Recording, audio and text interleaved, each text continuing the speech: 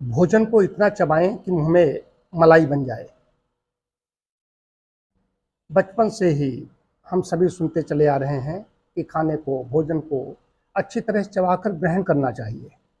भोजन को अच्छी तरह चबाकर ग्रहण करने से शरीर में अधिक से अधिक पोषक तत्व ग्रहित होते हैं, शरीर उनको अच्छी तरीके से अब्जॉर्ब करता है।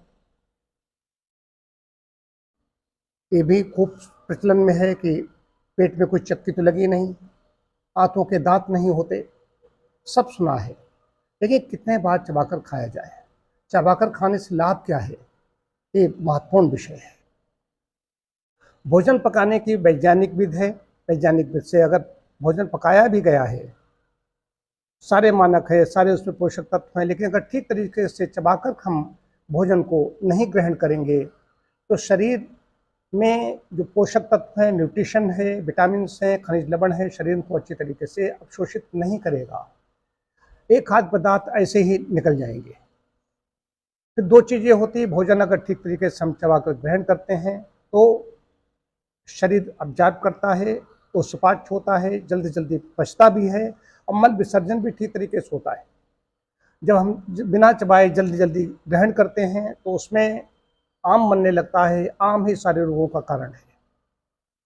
भोजन जो ग्रहण कर रहे हैं, अब महत्वपूर्ण बात आ रही है कि चबाएं तो मुख्य बात बता दी है, मलाई बन जाए। मैंने शीर्षक टाइटल ही आज का दिया है कि भोजन इतना चबाएं, इतनी देर तक मुंह में रखें, इतनी देर तक ग्रास को मुंह में घुमाएं कि वो मलाई बन जाए। अब ग्रास अलग अलग तरह का होगा। अभी भुने चने खा रहे हैं, भुने चने चबा रहे हैं। चना भोजन कितने प्रकार का होता है, कैसे ग्रहण किया जाता है, उसके प्रकार बताए गए हैं।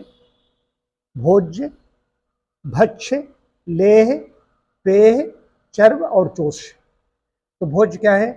भोज्य पदार्थों में दाल, भात, ये चीज़ें आती हैं। भक्ष्य क्या है? लड्डू जैसी चीज़ें हैं जिनको थोड़ा सा चबाना पड़ता है, सलाइवा लार मिलानी पड़ती है। चर्व क्या है? चबाने वाली चीज़ें, चना, मूंगफली, दाने, इस तरह की चीज़ें चबाने वाली। भोजन, भक्ष्य, चर्व, लेह, चाटने वाली चीज़ें। चोष से होती चूसने वाली चीज़ें। आम चूस रहे हैं, रसीला आम चूसते हैं जो देशी, या गन्ना चूस रहे हैं। और पेय, जो पेय पदार्थ पीते हैं, पानी पीते हैं, इसको पेय में कहा गया। अब इसमें ग्रास कौन सा है, कौन सी चीज़ ग्रहण कर रहे हैं? एक तो ये मोटी मोटी बात कह दी गई कि 32 दांत हैं, 32 बार चबाकर खाओ। 32 बार से इसलिए कह दिया गया है, आयुर्वेद काल से ही ऋषियों ने ऐसी बात कही। 32 बार, 32 मोटे मोटे मानक बता दिए गए हैं कि 32 दांत हैं तो 32 बार चबाकर खाओ। लेकिन यहाँ पर मैं कहना चाहूँगा, कुछ चीज़ें अभी जैसे केला मैं खा रहा था, तो केला को चबाने में ज़्यादा वक्त नहीं, केला मलाई बन जाएगा। करीब 20 से 22 बार मुँह में घुमाया, मलाई बन गई।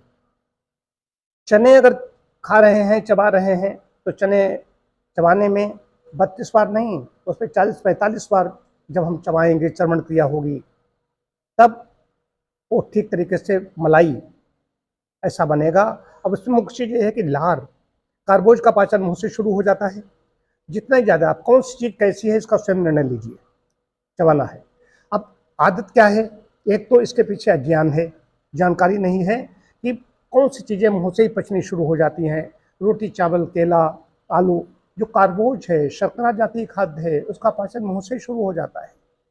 मैंने जो शुगर के रोगी हैं उन पर मैंने देखा, वो तंबाकू खा रहे थे तो लार अपने थूक रहे थे और भोजन को जल्दी जल्दी निगल रहे थे। उनको चर्वण क्रिया मैंने बढ़ा दी, हमने लिख दिया 20 से 25 मिनट भोजन करने में लगाना है। उन्होंने लगाना शुरू किया, शुगर उनकी नियंत्रित हो गई। इसलिए कि रोटी, चावल, जो कार्बोज है, इसमें शर्करा जातीय खाद्य है, उनका पाचन मुंह से ही शुरू हो जाता है। इसमें लार में एमाइलेज होता है, उसमें आहार में जब कण बनेंगे, जितने छोटे छोटे कण बनेंगे उसमें वो अच्छी तरीके से मिलेगा। अंदर वहाँ जो एंजाइम्स हैं, जो गैस्ट्रिक जूसेस हैं, जठराग्नि है, उसको अच्छी तरीके से पचाएगी और पचा करके, पका करके उसको ड्यूडेनल में, छोटी आंत की ओर भेज देगी। छोटी आंत में अवशोषण पेट में भी कुछ चीज़ों को होता है, कुछ चीज़ों का छोटी आंत में होता है, और निकल करके बड़ी आंत से मलक्रिया भी ठीक तरीके से संपन्न होगी। करके देख लीजिए। एक तो अज्ञान बताया, ज्ञान नहीं है, जानकारी नहीं है। दूसरी चीज़ है, व्यक्ति खाने का कई बार व्यक्ति होता लोभ होता है, कई बार समय का अभाव होता है, खाने में कटौती करता है। कुछ लोग होते हैं खाएंगे, बाद में बैठे रहेंगे, डकारते रह लेंगे, उस समय इतनी जल्दी खाएंगे, युद्ध स्तर पर फेंकते हैं, खाते नहीं फेंक देते हैं। अगर शादी विवाह में कहीं पहुंच गए तो वहाँ पर देखते हैं भीड़ से लेकर के आए, या रसगुल्ला जैसी कोई चीज़ मिल गई। कुछ लोग रसगुल्ला के बहुत बड़े, जिनको प्रिय होता है, एक व्यक्ति को मैं भी जानता हूँ, उन्हें रसगुल्ला इतने प्रिय थे, उसके बाद में प्रियता बढ़ी रही, शुगर हो गई, फिर भी प्रियता उनकी गई नहीं, अंगूठा कट गया। अब वहाँ पर निमंत्रण भी किया है तो वहाँ पर ज़्यादा ज़्यादा खा लेना है और जल्दी जल्दी खाना है, ऐसे खाते हैं। ओहो, आश्चर्य होता है कि खा नहीं रहे हैं, अंदर फेंक दिया।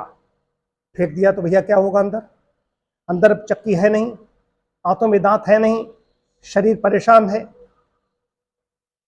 एक व्यक्ति को क्या, दो लोगों को बताऊंगा। एक व्यक्ति यहीं से सज्जन है, अच्छे व्यक्ति हैं, गाजियाबाद में उन दिनों था, तो वहाँ पर गए, मैंने उनकी जो खवाई देखी, ओहो, आज भी मुझे उसको याद, स्मृति उठा लेती है तो मुझे आश्चर्य होता है कि रोटी का ग्रास कैसे लेना, कैसे मुंह में रखना, कैसे गट से अंदर, और रोटी ग्रास मुंह में रखा है, ये चर्वण क्रिया हुई 2-4 बार, तुरंत फिर आ गया, फिर आ गया। खाने का ढंग नहीं मालूम हुआ तो कैसे स्वस्थ होंगे? नियम है, एक ग्रास चम्मच से कोई चीज खा रहे हैं तो चम्मच खाने के बाद चम्मच पकड़े, फिर तैयार है खाने के लिए, फिर अंदर उसको जल्दी जल्दी चबा रहा है।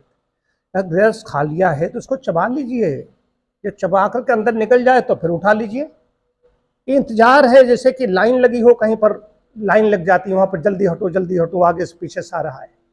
विषय बहुत बड़ा है, देखने में चीज़ें बहुत छोटी लगती है, तो कोई चीज़ें हैं उनको 35-40 बार 45 बार तक चबाया जा सकता है।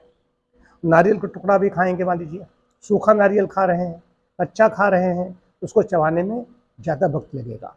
अभी रसगुल्ला खा रहा है कोई व्यक्ति, केला खा रहा है, पपीता खा रहा है, उसको चबाने में कम समय लगेगा। तो एक जैसे नियम सब पर लागू नहीं होते हैं, तो जितनी देर में भोजन मलाई बन जाए उतनी देर में चबाकर खाएं। इसमें जानकारी विशेष रूप से ये सबको होनी चाहिए।